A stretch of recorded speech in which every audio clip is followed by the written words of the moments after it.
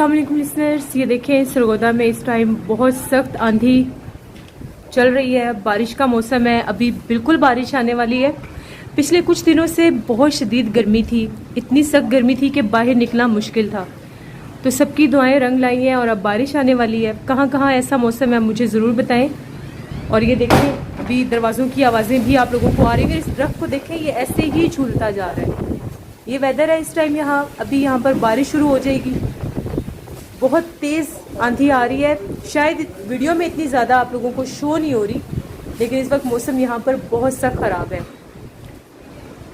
सब ने बहुत दुआएं मांगी थी बारिश के लिए, शुक्र है ऐसा मौसम बना है। अभी दोपहर में तो बहुत गर्मी थी, एकदम से बादल आए हैं और ऐसा मौसम बन गया है।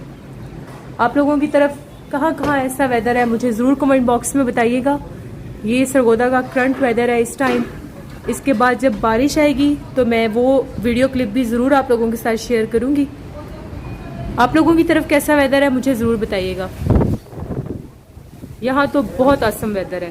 ये जो दरख्त है ये बार बार झूल कर इधर आगे आ जाता है और मुझे डर है ये मेरे पौधों को ख़राब ना करते। एनीवेज, आप लोग भी बताएं कहाँ कहाँ बारिश हो रही है। Thank you for watching. अल्लाह हाफिज़।